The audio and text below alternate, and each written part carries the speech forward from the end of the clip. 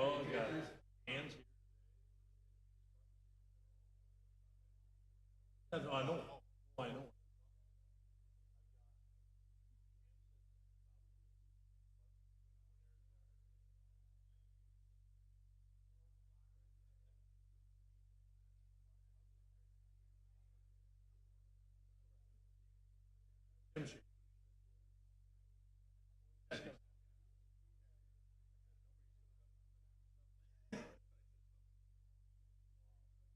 I'll be there. I, I thought you. Oh, I've got.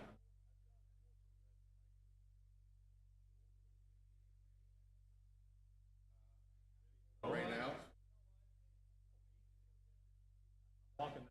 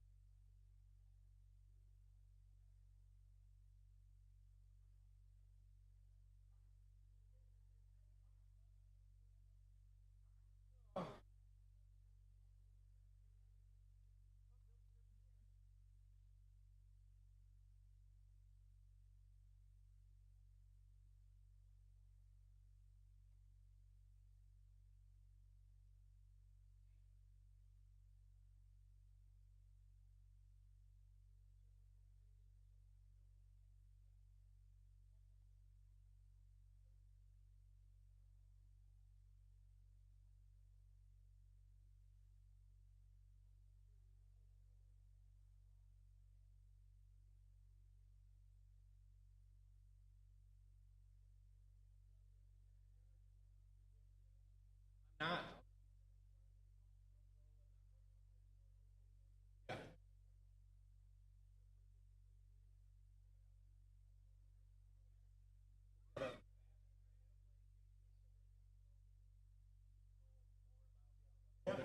You gotta do.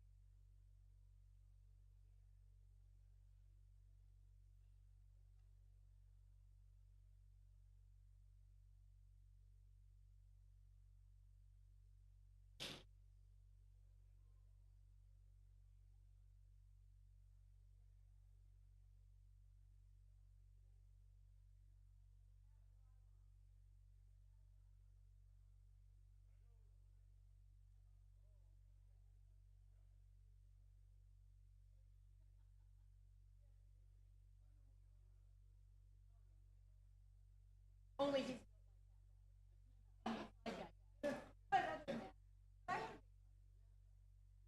I got him started.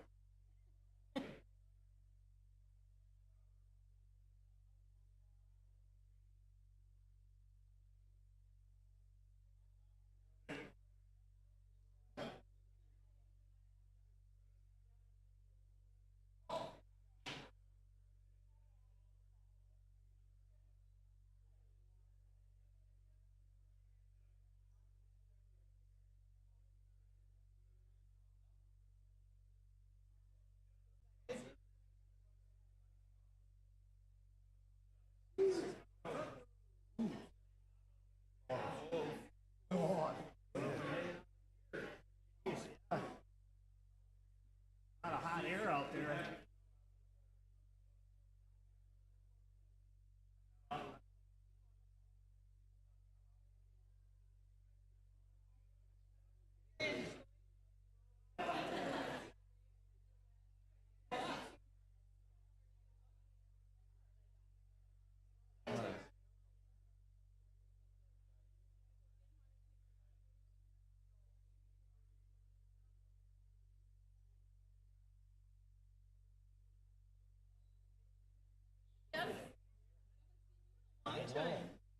How are the whole one?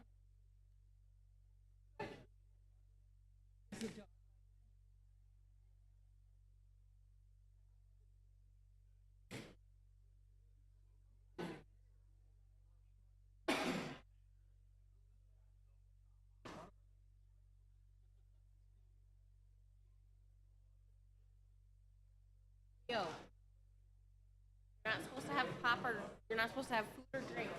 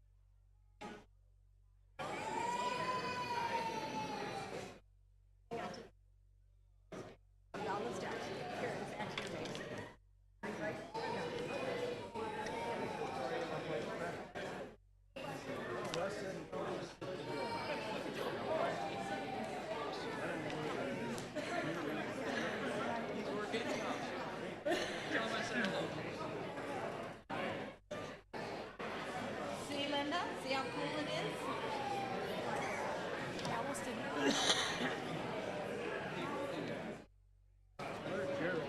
You want to sit towards the top or you want to... Oh, we can go out.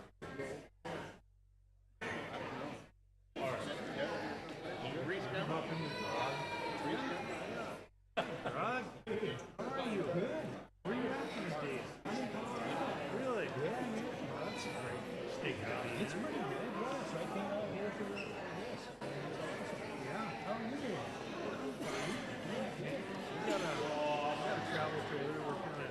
I live in Arizona, so we're trying to start in the Midwest. Old Canyon. It's about as far west. Hi, how are you doing?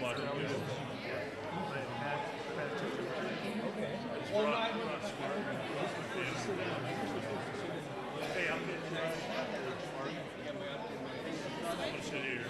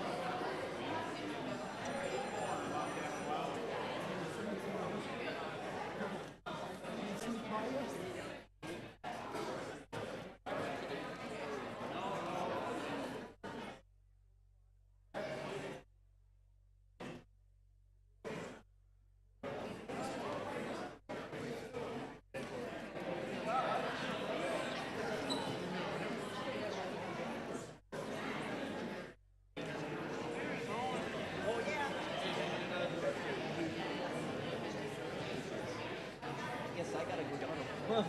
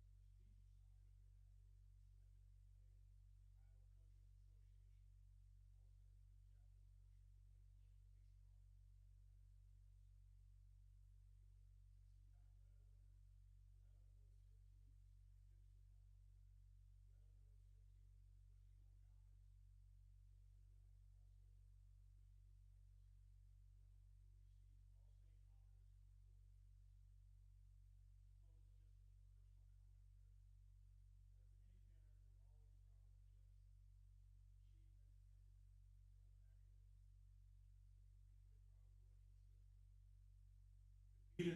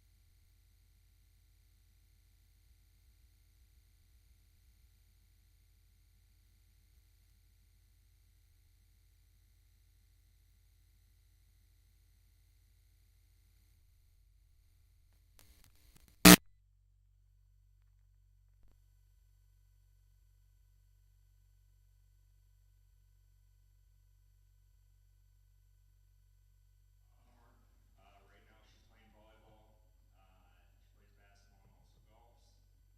Next to her, Jaden, raise your hand.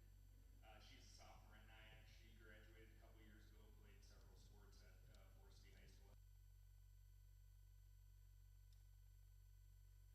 He just started pad football, missed practice tonight, but I think he likes all the sports, right? Um, Mom and Dad, in the row in front of them, Kathy and Denny Jerome. I could not have asked for better parents. Thank you for feeding me, putting clothes on my back, supporting me, coaching me, calling me out when I made mistakes, but ultimately just loving me unconditionally. I'll talk a little bit more about you later. Jackie, I know you're not excited about this, raise your hand. Jackie and her family came up from Kansas City this morning. Jackie was a 98 grad, played for PJ, played basketball. We had some pretty epic battles in the driveway playing basketball when we were younger. Brother-in-law Josh, also Forest City grad, played baseball at Forest City High School. And then the daughters, Addie and Ari, raise your hand. And then my mother-in-law, Becky, thank you for coming. She's been around here now for close to 20 years, and she goes to a lot of Forest City events. And then her late husband, Don, which I actually have to tell a story about because it kind of fits in here. He passed away about 8 years ago. I know he's smiling right now. So Don and I probably it's probably been about 15 years ago. We were sitting on the deck one night. It was late, some drinks involved, and we were talking about what an athlete is. And I kind of explained to him what I thought. And he sat there and he said, "So you're telling me race car drivers are athletes?" And I really didn't have anything for him. So anyway, if he were here tonight, I think he'd be proud of me, even though I'm not a race car driver. Regardless, thank you guys for coming, family. I love you guys. I'm sure everyone's going to echo this, but Kendra, congratulations. Awesome. You're a little bit younger than me, but I was able to watch you grow. John, I heard a lot of stories about you, a lot of good things. Larry, as I grew up, you were already a staple of Forest City Athletics. And you know, after he left, I see you're still around at everything. So it's awesome to see you. And then Coach Jens, he was my math teacher in high school.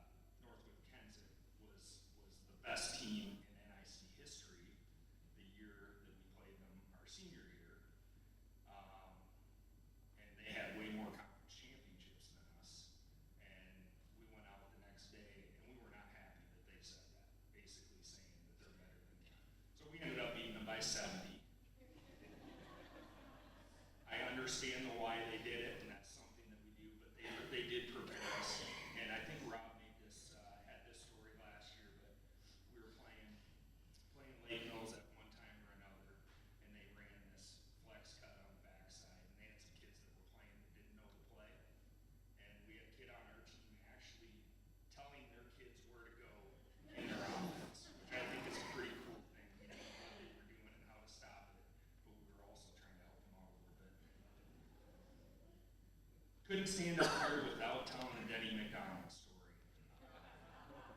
So I know we have a couple people in here that played baseball for him, and he was my coach for 4 years.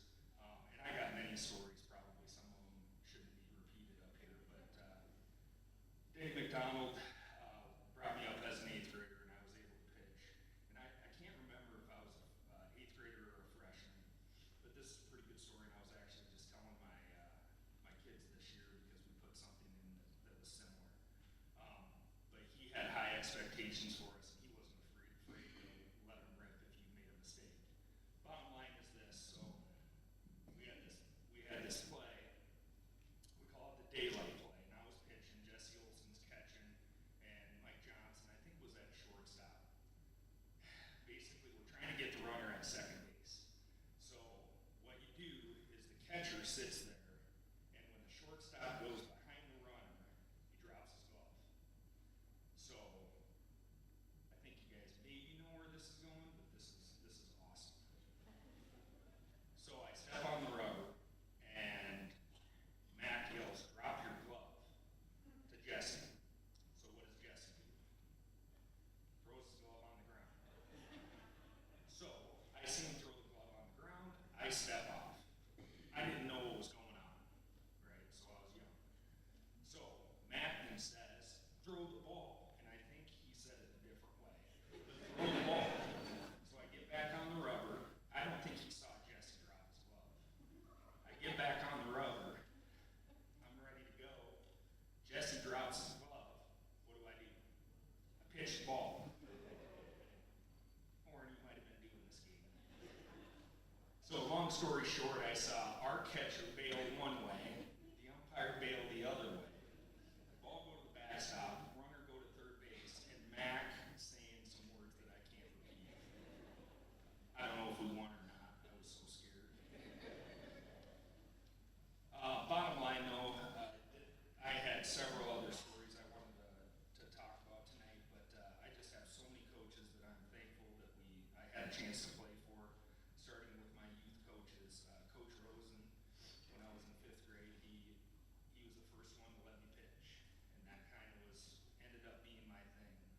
Paul Roselle, Shane Hoff is here today. Rod and Rick DeVries put a ton of time into our youth basketball, and we had some success, and it was a ton of fun.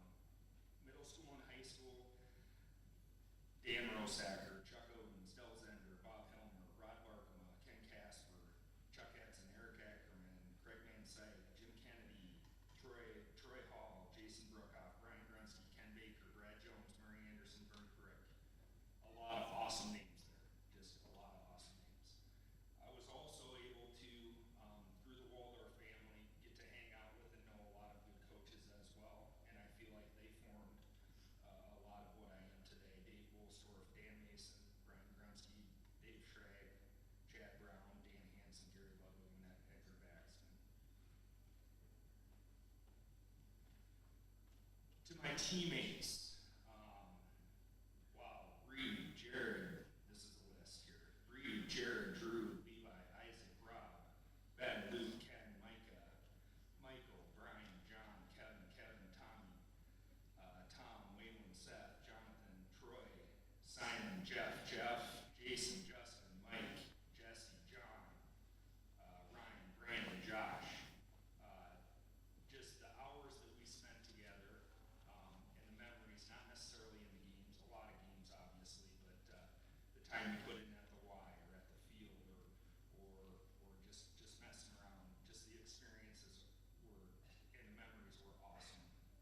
Riding around, cruising the loop, hanging out in people's basements, going over to Michael Say's house before practice, all without cell phones. The memories on the baseball fields, we played in packed gyms. The memories on the baseball fields, the football fields, the records we broke together, the hundreds of games we won and lost together.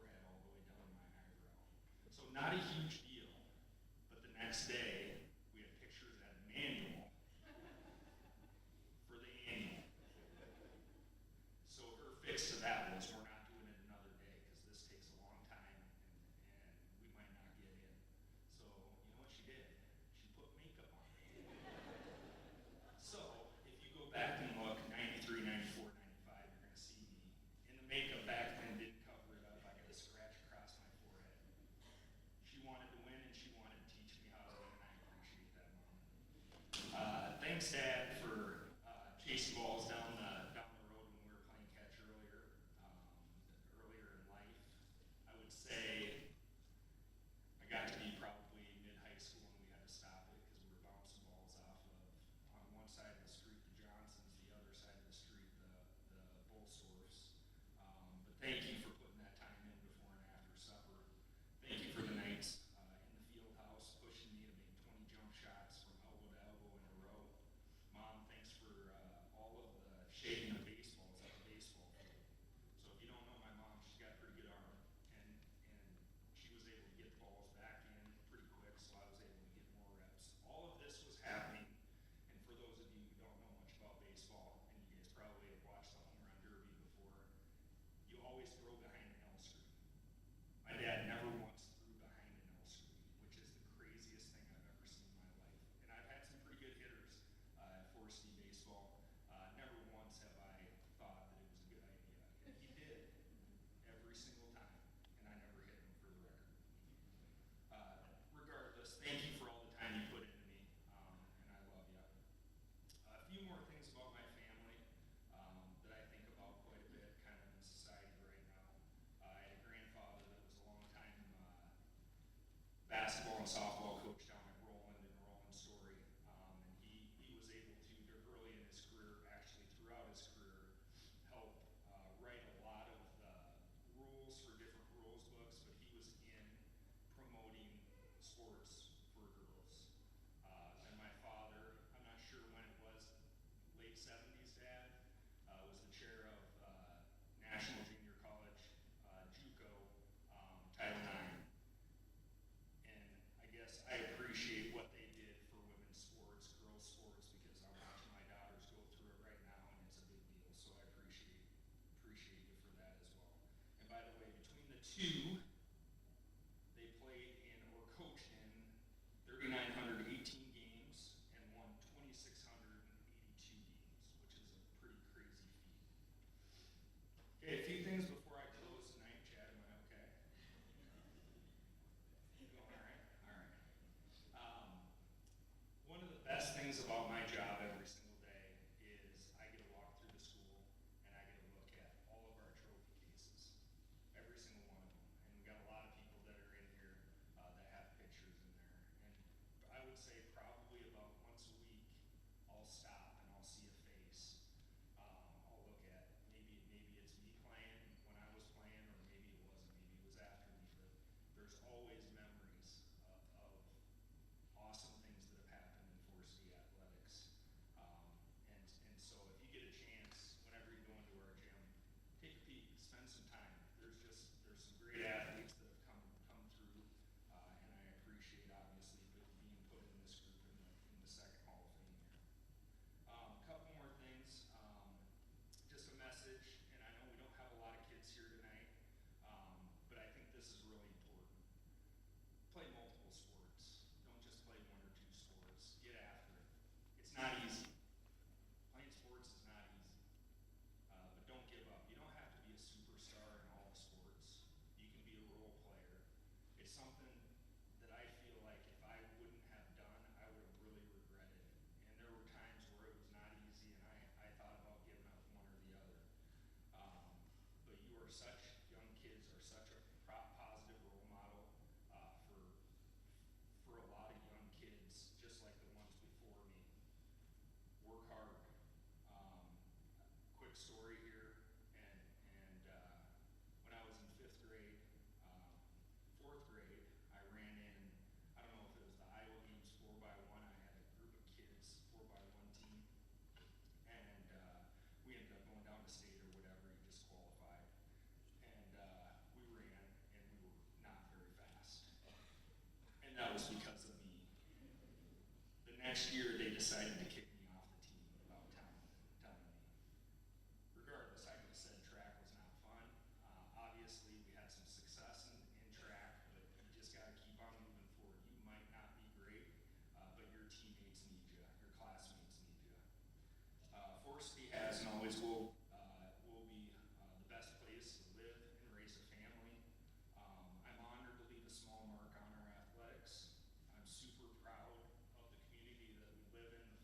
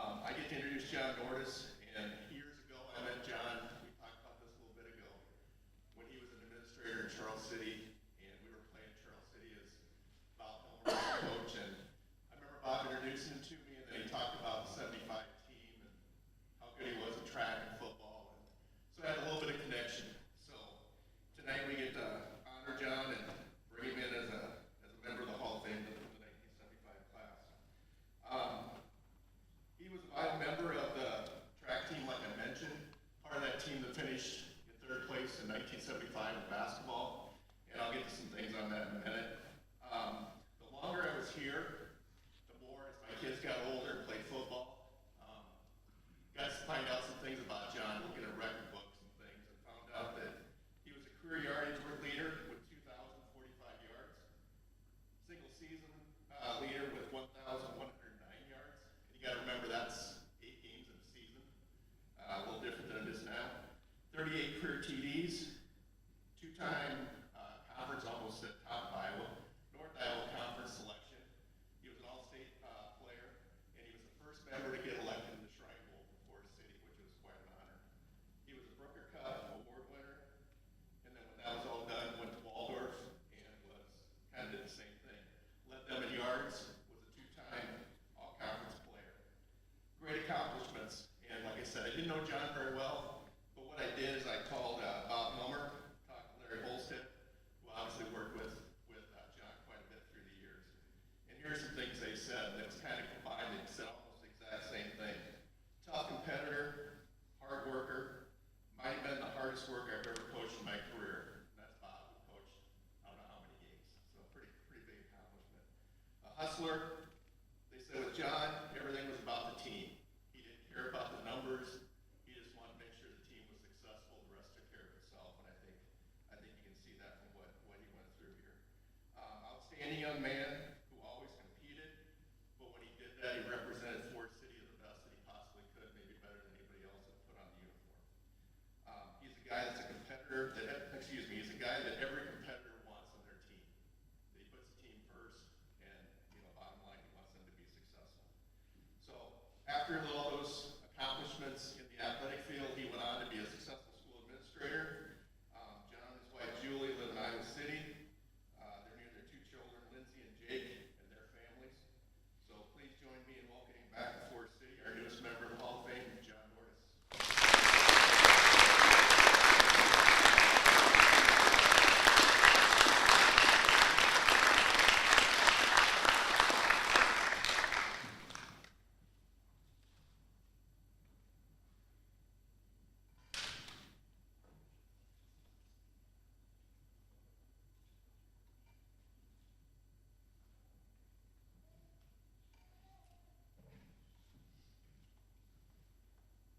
Well, I feel I'm done after that. Thank you very much. First, I would like to congratulate, as other people said, the fellow inductees. I was talking before. Obviously, I played for Coach Holstead, so I know him quite well. Mr. Jensen, Charles City, come over and play. Actually, my wife's cousin is Jody Orgelson, and so that connection there. Jeff. Obviously, I said it's my displeasure to watch Jeff play against Charles City. We had 2 Division I basketball athletes at Charles City, and we never made it to the state tournament, only due to Coach Hilmer and Jeff and his teammates. And I just got to meet a little bit today, reading the bio. Once again, outstanding. All of you represent Forest City very well. I also want to sincerely thank the school and Hall of Fame committee for their efforts to preserve and celebrate the school's athletic history. Tonight isn't about individual recognitions, it's more about honoring the legacy of Forest City athletics, as the other people have talked about. But once again, there's not anybody in the band, currently in the band here for Induction. I was going to give a shout out to you because my mother-in-law lives down in West Halverson. We came up last night, and this morning I heard the band playing practice in the morning. Brought back a lot of good memories. I wasn't in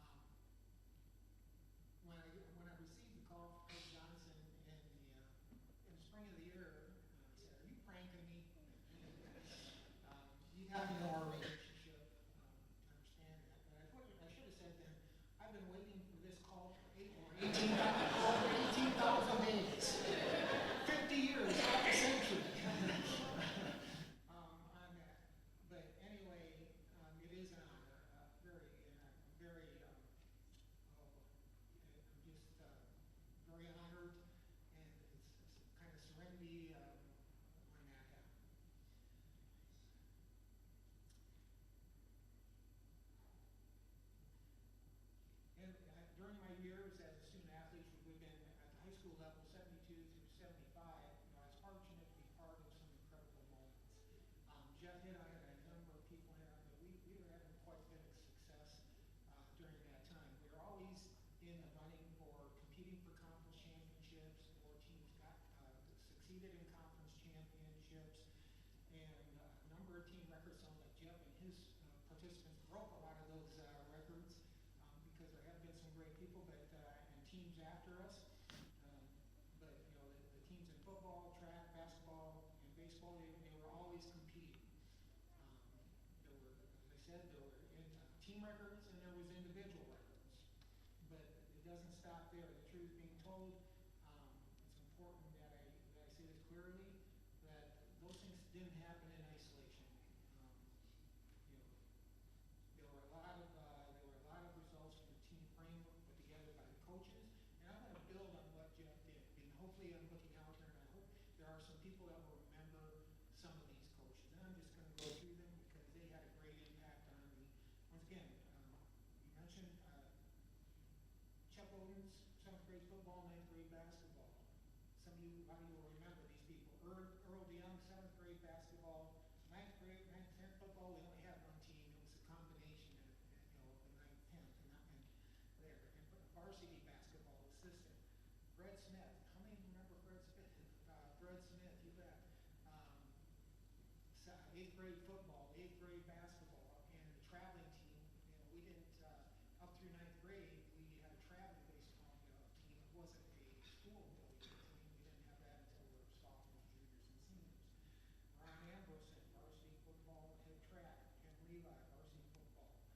Bob Hilmer, of course, we all know Bob Hilmer, but you realize he also was an assistant football coach, an assistant track coach, and in addition to being the head basketball coach. Frank Munch, 10th grade football, head track, out of conference champs. The story with Frank is, I'm not sure Frank was very happy unless he saw blood on us. He helped contribute to some of the time. And I'm not even talking about football practice. When we came out of PE, it was sometimes the same thing. And of course, Larry is being honored tonight. What can I say about Larry? And when you talk about it, you're hearing it kind of like on TV. If you watch NFL football, you maybe hear Dan Campbell at the lines, culture builder. Well, my brother's here, and I have another brother that played some football before that, and I always had Larry, but the shift in the culture of Fort City Athletics and the football team and the legacy that is being built, certainly Larry has a huge, huge part in that. Their wisdom and their ability, they all affected me in different ways, but I want to honor their intelligence and wisdom because Larry figured out early on I was not going to be a quarterback. And Coach Hilmer figured out early on I was not going to be a distant shooter. They found other ways that they identified what strengths I had, as they not only in me, but as they did in a lot of athletes, and they were able to put us in those positions to be successful as a team.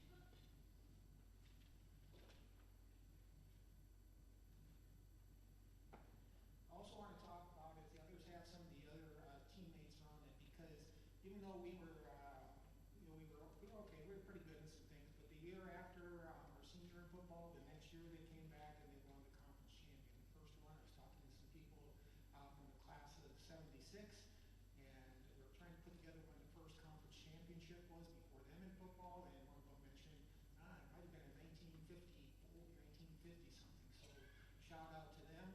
Our basketball team, my senior year, we were undefeated going into the state tournament, 22-0. We did lose in the semifinals, but came back to win in the consolation. And I don't know if Larry remembers, but I think he shared some words of wisdom with us at the halftime of that game. We were down by 19, and we ended up winning by 5. But also, what I want to say is, during those times, I really believe that some of our best competition, probably the best team that we played, were the ones we were facing every day in practice. You have to realize that we were ranked #1 in basketball, we were undefeated. Next year, they come back and win the state championship. We had, and we can correct me, Bill Gaines here, but, we maybe graduated 5 of the top 7 players, and they came back and won state champion. The year after that, they finished 4th in the state. Bill was hurt, and they still finished 4th, in the state. So we had some real competitive practices. So we appreciate that. As far as the success of the team, as a school administrator, as an activities director, as a coach, I know that the competition you face throughout the year, and in our case, in practices, directly affects how you perform in state competitions. There's a number of times when teams have had losing records, they maybe played in a bigger conference, they're in a certain class, they come back into the state tournament, and they end up doing very well in the state tournament because of the level of the competition that they're performing day in and day out. So, once again, there was a number. I used to banter. I'm not going to do this, but I used to banter with the line because I was running back, and we had I believe we had a good relationship. No shout outs here or not, but I used to banter with them as far as who benefited who most. Well, a lot of linemen are here today. I don't think I could outrun any of them any further. So I'll just thank the linemen that did a lot of the work for me. They had to do the blocks, they had to make the tackles. It's pretty easy to run through a hole when it's so big. So thanks a lot to you guys for doing that. And then I also want to get a little bit once again to the community, as others have touched upon. Our city has been a great community as far as support of their athletics. Jeff mentioned the full gyms. They were always full, and we would feed off of that. And I'm just going to tell one story kind of there. For those that are here, there's a number that will remember is when we were seniors in basketball, and we were undefeated. We were ranked number 1. Iowa Falls was ranked number 2, undefeated there. Senator Jeff talked about Larry and Bob and whoever they used for scouts. I think we scouted almost every game that Iowa Falls played. Great strategists that we had. And once again, we knew their plays probably just as much as well as they do.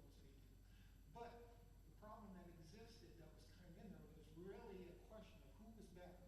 Was it Iowa Falls or was it Forest City? Both undefeated, both scoring a number of points, although Iowa Falls was scoring more points because they were giving more up defensively. Well, the pairings come out, and the game is going to be at Iowa Falls. 2 undefeated teams, and a gym that sat 1,200 at max.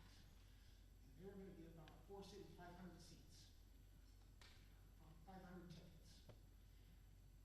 And all of a sudden, the community, and I don't know this whole story here, but all of a sudden the letter writing, the petitions, and communications that took place, and unheard of. And I'm also, through my professional career, I also sat on the I've also been on the representative council for the Iowa High School Athletic Association. When they make a decision, they like to make a decision not by through the efforts of the community. That game got moved to Mason City, so 3,000 and some seat gym, and I still broke the fire code. But also, I tell you, our fans were much louder. I'm sure we had more fans than they did, and we ended up defeating them, and the community had a large part in it. So these types of events that build community and honor the legacy of those that participated, they also have a big part in it. And it's evidence through the pride in the community, whether the games they were at or the conversations in coffee shops or downtown or whenever you would meet them. It's a great place, a lot of pride, and made the athletes feel really good about representing this community and the school district. So with that, once again, thank you for the introduction, and I appreciate all that's going to take place, and I just want to thank the school and the Halting Committee for this honor.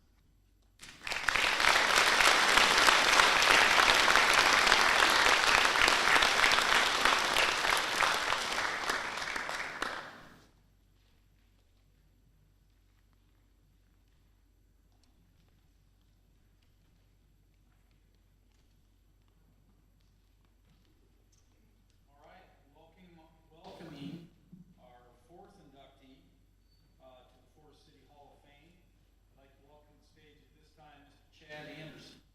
Introducing Mr. Larry Halstead.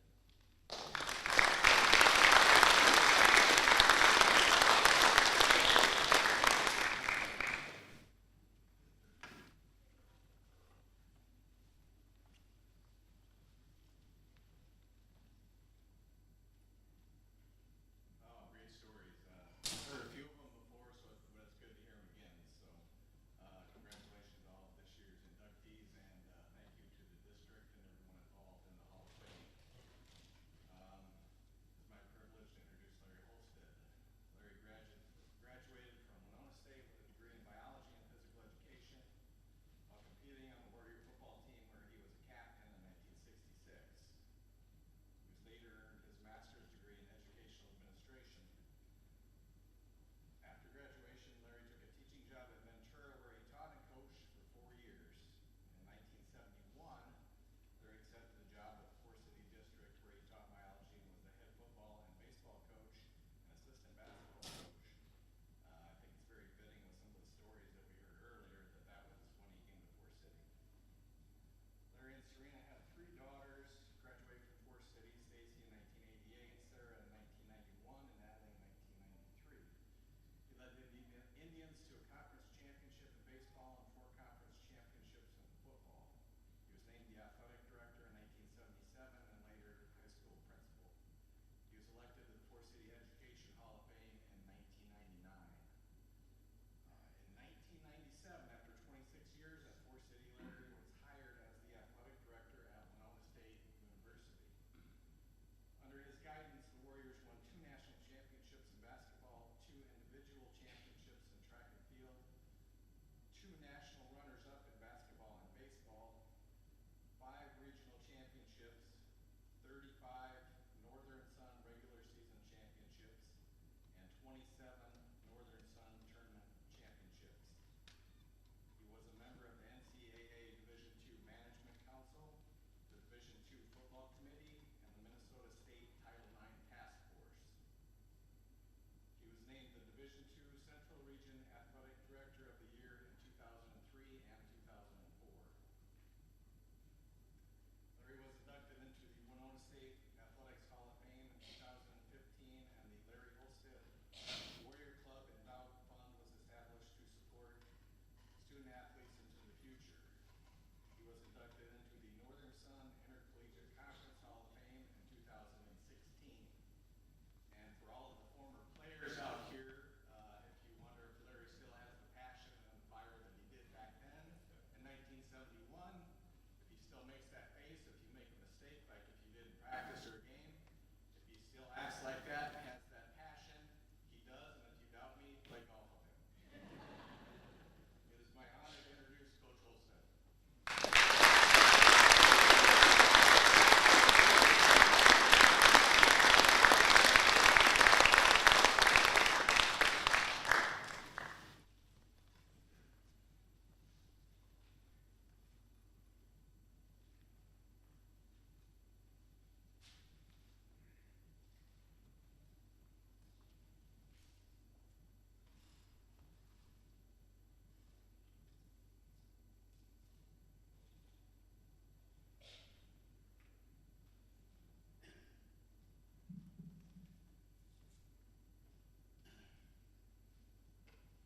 Well, first of all, I'd like to congratulate all the inductees. I have some personal items with many of those. Unfortunately, I didn't coach Jeff. I'd left before that time, but I watched his career. We still watch all the video we can get on this. And I want to thank the committee for the honor. It's truly an honor to be here. And I have a few notes I'm gonna try to read through, but I'd like to go off record here and say that I'd like to be Mr. Harvey and give you the rest of the story and a couple of things that have been brought up. John Norris broke the record, and Dan said in 8 games, but it was not quite 8 games because in his last game as a senior, we knew he was close to the 1,000 yards, and he went in and we played the first half. We came up the second half, and if you remember, Denny Paul Lovick was the official scorekeeper of all statistics at that time. And I went to Danny, I said, how many yards does John need to break 1,000? He said 7. First play, who are you gonna give it to? He went 73. Didn't carry it again in the second half. One time in the second half. He did carry the ball 7 times totally that night, scored 5 touchdowns. That's kind of the rest of the story, where he was. Tremendous young athletes, like so many here. I'm so proud of him. And the story about the comeback at the basketball tournament, I did have a few words to say, but it was more my clipboard went across their heads. Because I need to tell the story probably. I'm sorry if we got time, but Bob Gilmer and I were pretty close, and I was his sophomore coach for a number of years. And he used to send me, sometimes I'd leave at halftime of the sophomore games to send me scouting. And the Iowa Falls team, they played 18 games regular season. I saw 17 of them. We knew exactly where they were going to be, when they were going to be there before they knew it. And Bob always took that information and made the most of it, as you know. And that's why he's the winningest coach in the history of the game in the state of Iowa. But we were we were disappointed we had lost the first game of the tournament. We were playing the consolation championship, I should say, after we lost the talk game to St. Elvis. And all at halftime, I always went to the scorebook and made sure of fouls and all the things like that.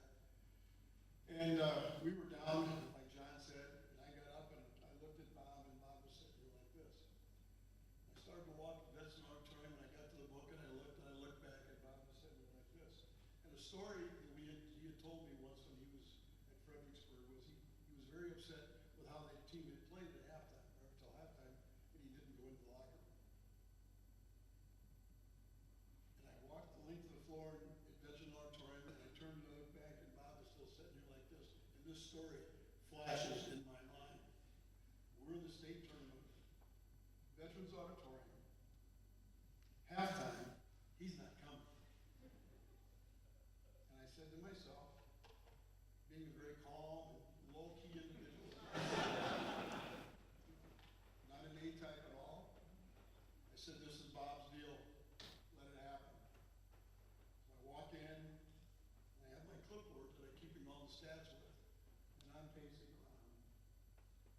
And there's some other things that are going on, some people are saying some things, and finally, one individual, a good teammate of John, said, come on, guys, let's get going, or we're going to get blown out. You're down 19, folks. You are blown out. And the clipboard went all the way across, hit the side of the wall, and I didn't use that one anymore.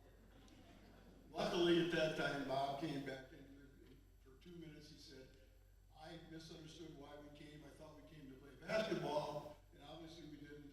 So here's who started the second half, and he named 5 starters who he knew were going to hustle. And one of them played linebacker for me and had stone hands. I mean, he couldn't catch a cold in a storm, dripping wet. He had like 6 steals in that Grits quarter, and we kept coming back, and the team we played knew what was happening. They were using all their timeouts. They couldn't do anything about it, and they came back and won the consolation championship. And everybody in the place knew, hey, they're going to do it. They're coming back to do that. And that's the kind of individuals the 4C produces. I promised I wasn't going to get emotional tonight, but I lied about that, so hang in there. Again, a big thank you for this honor. But, you know, as a coach going in, it's different than an athlete. You know, I didn't pass the ball. I didn't catch a ball. I didn't kick a ball. I didn't make a tackle. I didn't make a block. I didn't throw a pitch. I didn't steal a base. That was all about the athletes. And because of them, I'm blessed here today. And I would like to honor those that are here. Anybody that played for me, would you please stand up?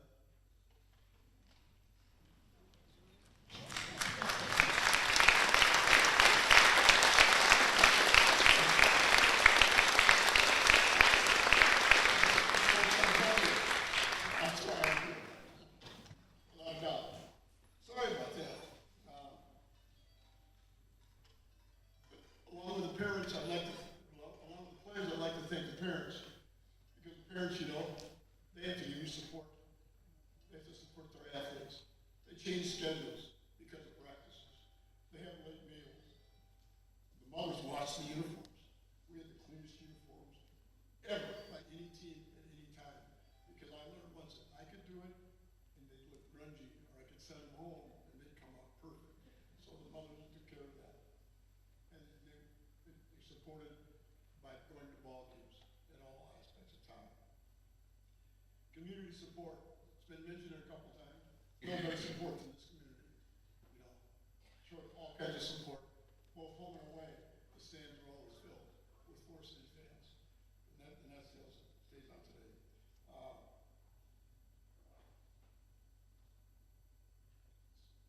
The administration that was here allowed me to coach and run my program the way it had to be run, in my opinion. Dr. Sesker, Mr. Wilson, two of the greatest educators I've ever been around, and I've been around for quite a few in that process, allowed me to do the things that we had to try to make a successful program and make it better. Coaches, I was blessed. I was very blessed, and I had the pleasure to work with a great number of individual coaches that without them, programs don't get accomplished like you want. You know, and I'm gonna name those that I think were really important. Ron Ambrose, Bob Hillman, Jim Levi, Frank Munch, Earl DeYoung, Kevin Copley, Brian Grobo, Ralph Edwards, Barry Corey, Rod Barkema, all worked hard to create a culture where the athletes hopefully had fun and learned not just the sport, but life's lessons. That was important to us, to have that happen in that process. I'd also like to thank the media for the coverage of our games. Ben Carter and David Dan. I have scrapbooks at home because everything in the summit, my wife did cut it out, and I still have it from over 60-some years ago in that process. Because the articles they gave supported the program, but also told people about what was going on.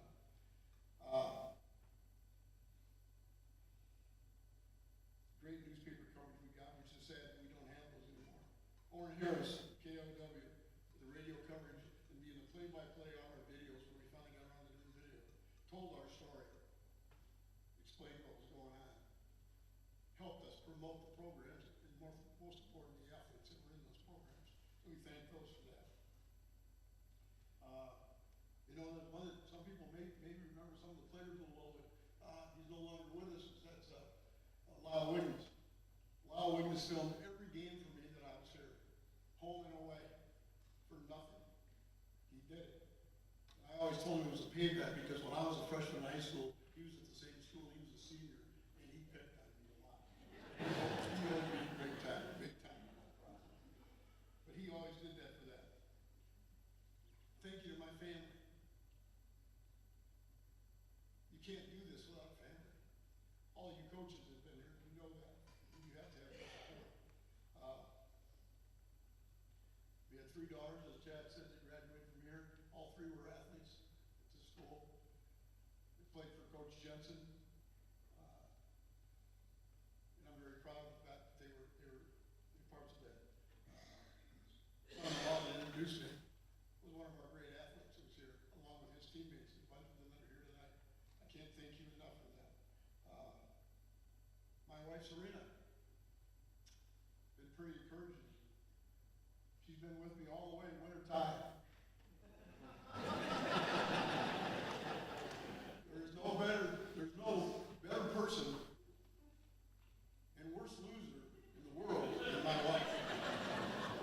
I'll tell you a story about her. We're playing Northwood, my alma mater, right?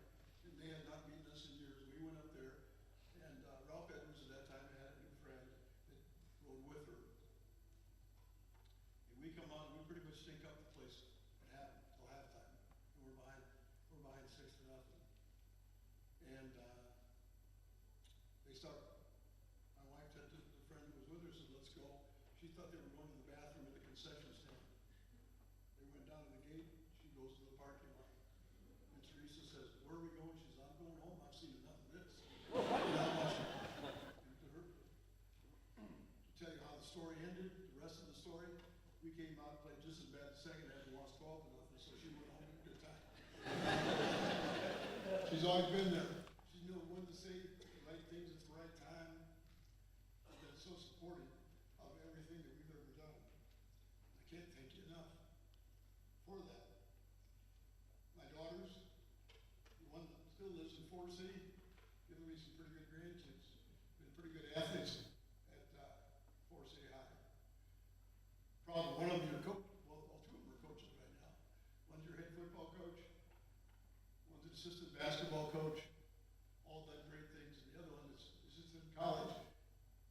I think she had 16 letters, if I counted right, in the process. So how proud of them. John, you talked about grandkids. Doesn't get you better than that in that process. So I thank all of you for that kind of support. Somebody asked me, what's your most proud memories of what's going on in here? And this is probably going to sound like bragging, but I don't mean it, because at the end I'll explain what it is. But during the time that we were here, and I was blessed to coach Fort City athletes. It happened because of the people I just mentioned to you. It's not just, it's what happened because of players, communities, parents. All of those things go into making a successful program. But during that time, we took over a program that was 6th all-time in winning percentage out of 8 teams in the Old North Iowa Conference. We ranked 6th all-time. We went 83, 35, and 1 during that time. There was only one team that was better during that time, and that was Osage. They went 84, 35, and 0. They beat us by half a game because we had a tie game in there my first year here. It cost us the conference championship. I'd done a better job with that group of kids like Harlan Norris and John Norris and those people. We'd won that conference championship the first year, but I screwed it up. But I want to just reiterate that our record against the Green Devils was 11-6. So they might have beat us overall, but we took care of business with them and played them. We beat them so bad one year, one of their 8th grade coaches called the score because they beat our kids in 8th grade. He called it in to the TV station and had the score on that night because that was the only way they were getting back at us. But even during that time, we had a number of kids, because of their hard work, their dedication, the love of the game, went on and played collegiate athletics, collegiate football. Over 50 kids went on during that time at various levels, and that made me very proud that they still liked the game enough that when it was over at high school, they wanted to go on and do some more. But the biggest reward was to watch young men grow in many ways and become believers in themselves and their teammates, and how they go on to become really great adults. It's probably the biggest pride that I have in that. The biggest disappointment, we didn't have today's playoff system. We had a lot of great athletes that never got an opportunity. They got to do it in other sports, but they didn't get it in football because of the situation they were set up. Some people say, well, you had this, you had that. But I'm telling you, when you have an undefeated team like the 1975 team, they gave up 3 touchdowns all year. Nobody got more than 6 points against them. And you have athletes like one of the football players that go in the Hall of Fame, like John Norris, and they never got the opportunity to play that. And I stand here, I guarantee you, in this day's format, we'd had a number of teams consecutively that would have made those playoffs. But I'm biased and I'm prejudiced, so maybe you can take that with a grain of salt. But I truly believe that that was going to happen in that process. But to all of you, a sincere thank you for this honor and the honor of me being able to coach you and be part of your community for 26 years. It was an awesome experience. It's a great place. It was a unique situation that took me away. But like Jeff said, we still try to get back, and we still watch every streaming that we have. I'm grateful for that in that process. So as we end up, Tyler football team tomorrow night. Thank you again to all. I'm blessed and honored to be a part of this. Go Big Red.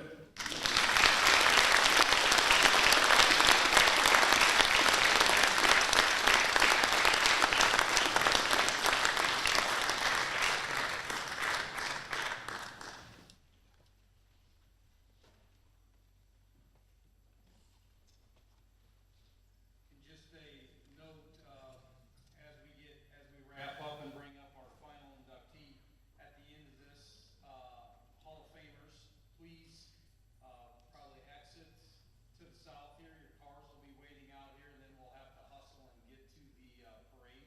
We'll get you loaded up and get you in line. So, to wrap up our evening tonight, finally, we're at our last inductee. I'd like to welcome back to the stage, second time, Mr. Dan Rosacker, to introduce Mr. Paul Jensen.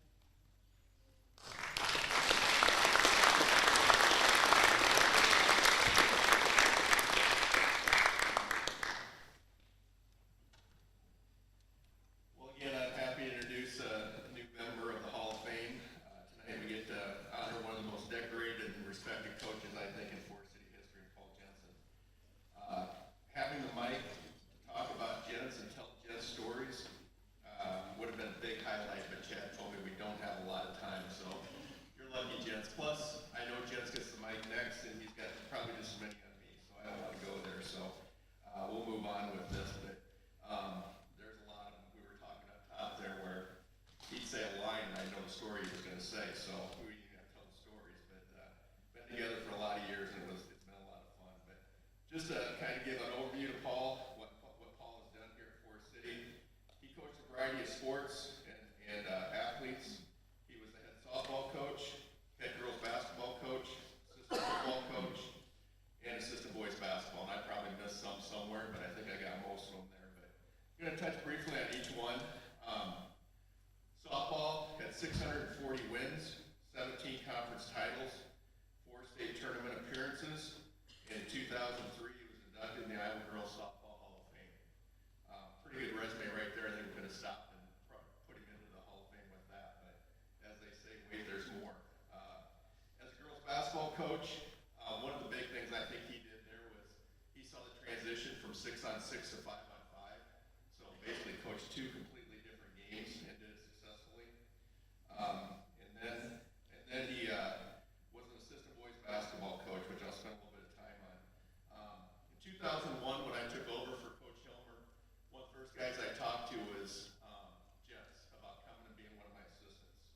And so far, I have not said that Jens is the smartest guy in the world, so I'll tell the rest of the story here. As Larry said, when you talk to Jens about doing something, you got to have multiple conversations over and over and over, right, Jens? You got to find out if you want to do things or not. So we did that, spent several days talking about it. He told me no. I couldn't believe he told me no, but he told me no. 2002 rolls around, I have an opening again. So we go back and we talk again. He goes, well, we're going to need to talk about it. So we talked quite a bit again. This time he did. And he said yes, and he embraced it for 21 seasons and did a very good job for us, just an awesome job as an assistant. By the way, Deb, you owe me 21 winners you have to put up with him, so you're welcome. But he did a great job as an assistant. Helped us get 11 conference championships, 6 district titles, 3 state tournament appearances. And I think what goes unnoticed with that and why he took so long to finally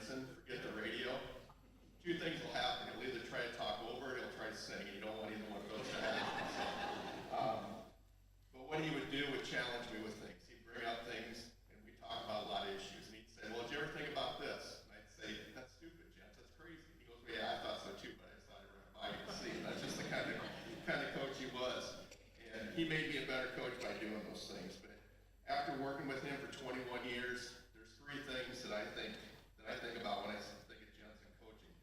Number one, he was a great teacher, and you saw it in the classroom. You saw it in the basketball court when he helped us out. Secondly, he coached all athletes. It didn't matter if you were the all-state player or that kid that was there just because they wanted to hang out with their buddies. He coached everybody the same, did a great job. And number three is by far his best gift is relationships, is how he builds relationships with everybody. Whether it's a handshake or a saying hi or singing a tune as he goes by him, everybody's got a Jen story about how he built relationships with them. And the one thing that I think is amazing, Jensen did this for 40 years at Forest City, was a coach at Forest City for 40 years. So when I think of a high school coach, I think of Jensen and what he did for those 40 years. So please welcome me and join in welcoming Paul up here to the Hall of Fame.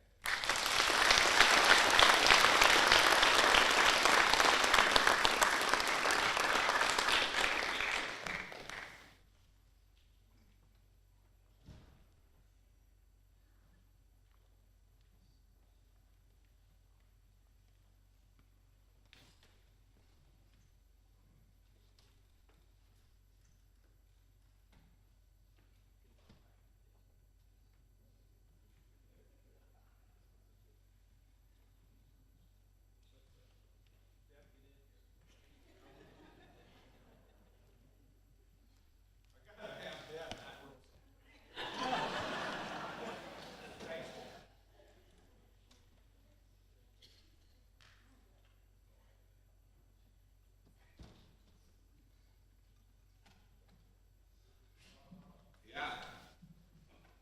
I got that in here, by the way, Jason. I know how Rosactor or Chad Moore was sure that I wasn't going to talk too long.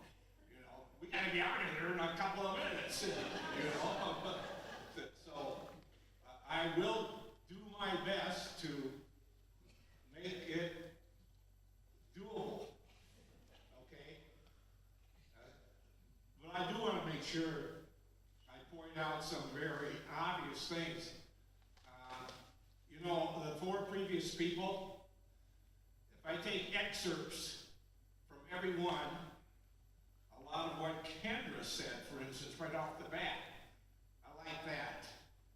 And of course, Coach Holstead pointed out how the community, the players, et cetera, were the reason why us coaches are able to do and get where we got.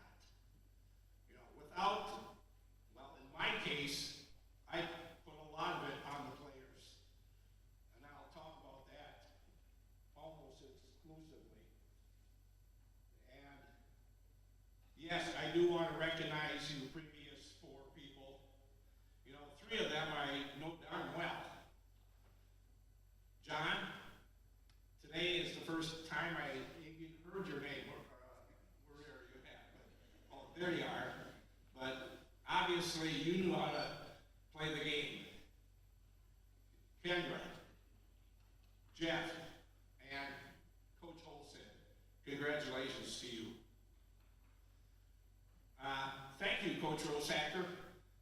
I didn't know that you could tell that many lies. But one thing he's right about, I had been around Forest City for a long time. In fact, it was 42 years ago that I came to Forest City. We had been gone for a little over 2 years, so he's right. I did stay involved for 40 of those 42. And I had to say for the end, I might repeat it, but anyway, I was the one that had fun. I mean, believe me, I was having fun. I would like to briefly go a little bit more. When I first got to Forest City in the spring, actually, for my interview, I want you to know that if I had known that all three of these people in the room would be in the Hall of Fame at Forest City academically, I probably would have shook like a leaf. Dr. Supton and Dr. Wayne Sesker, high high school principal, Mr. Paul Wilson.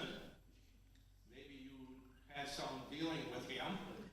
And of course, our athletic director, Mr. Larry Holstead. And somehow, they offered me a job to be a high school mathematics teacher, the girls basketball coach, and the softball coach. Well, I guess I better talk mainly about the softball.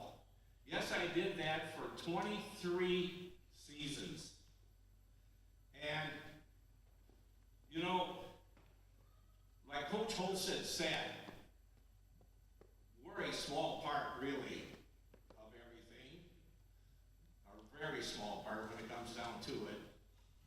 In fact, in my 23 years of a softball coach, I look back now and have the advantage of being that far away from it, and my last year was actually 2006. So I really am a long ways away from being the head softball coach. I am, as being as unbiased as possible, simply amazed at the number of great softball players that we had in Forest City. If you know anything at all about sports in general, softball in particular, you would have to agree with that 100%. Not only did we have a group that went for 2-3 years or so, they kept on coming, We had player after player after player. So, what did I do? I did what everybody as a coach would do. We took batting practice. We took infield practice. You know, we scheduled games. Yes, we did play a lot of games. And that right there dictated, in my opinion, the commitment that we all had to softball. You know, just briefly, you know, when I did get here, by the way, just to back up a little bit, Jeff has kind of hinted at this. 42 years ago, as you might imagine, the ball diamond, the complex up there was a lot different than it was now. One thing, Jeff and everybody else, we didn't have access to water hardly at all. I had to go down that little hill to the outside of the high school building, I believe the band room, fill up some 5-gallon pails with water, and then lug it back up to try to do my manicuring of the field. Well, I begged somebody, janitors, can you at least get me a hose, you know? Because I like to spend time fixing up the ball diamond. I think my wife would attest to that, 100%. Anybody remember the teepee? Yeah, the teepee. Well, what do we use that for? Well, just about anything and everything. We had our bats, our balls, catching equipment, bases, the line, but we also had parents that wanted to use that for concessions, and they grilled burgers outside there. And there was no electricity on the inside, so they had to run wires.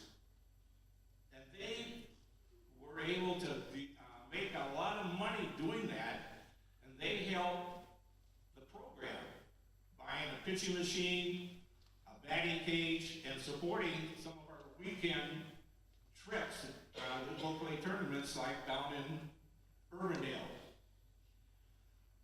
Without those parents and their parental support, that was number one. Not only did they support their child throughout their career, but they supported the program entirely. I was a small part of that also.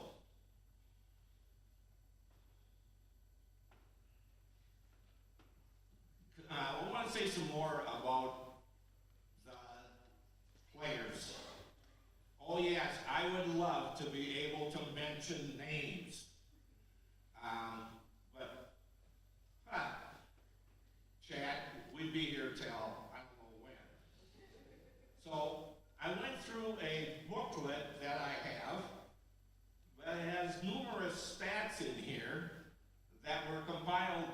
Mr. David Dam.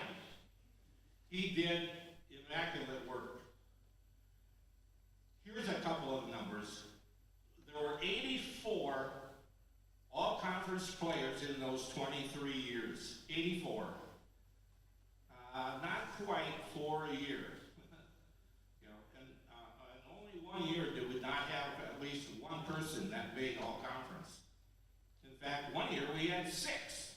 That happened to be in 1991 when we did go to the state. In 17 of those years, we had somebody make all-state. And we had a total of 25 all-state players. And somebody mentioned about being part of an all-star team. We had 12 players that got selected to be in the Iowa All-Star game in softball. We had 7 players who were 2-time All-State. And 1 player made All-State 3 times. And again, all of this stats and the things that I refer to is the work of Dave Dam. Orrin Harris's name is mentioned. You know, having somebody talk about the game, broadcasting it, having somebody talk to him after a big game winning, I got a chance to do that a couple of times. That really helps with the overall picture. You know, just the casual fan in the stands, whether they were able to get to the game or not. And the attendance went up. There's no doubt about it. And a lot of that is due to the support you get on the radio. Thank you, Orrin. I had originally made up these words, and I intentionally didn't want to mention a lot of names because where do I start and where would I end? Here's some names. My wife, Deborah Jensen. Our children, Jason, Amy, Matthew, and Marisa. Those people, like they say, they had my back. They also had the dirty laundry, by the way. That was something that we had to do constantly because we had baseball players, softball players, of course, and a nurse. We had to keep laundry up to date. So, in conclusion, and I do want to conclude it, yes, I feel that all coaches have to give much credit to other people, other groups.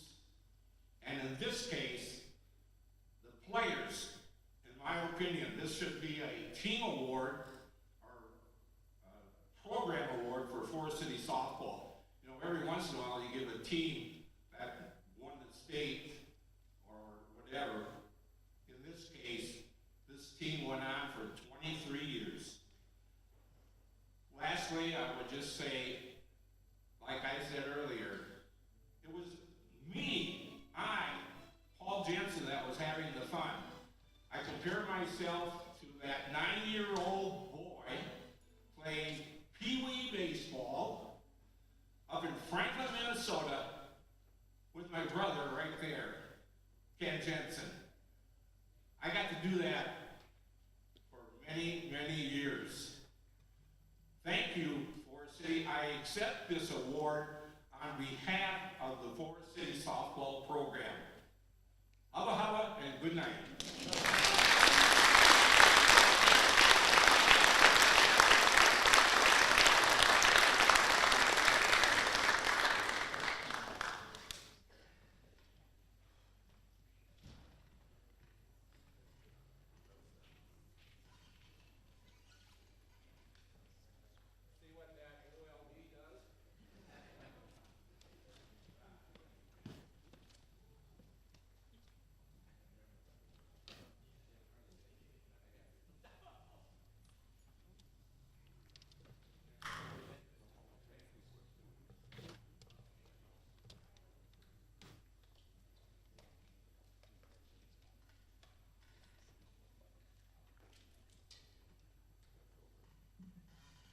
in conclusion tonight, I'd like to thank the committee for all their work and all the time that they put in. I'd like to congratulate all the Hall of Famers. You guys, it was an awesome night. You guys all spoke very eloquently, and you're part of history now forever, and you've created a lot of great things, and we're super proud of you. We will now proceed. We are going to put all the inductees into some convertibles out here, get them through the parade.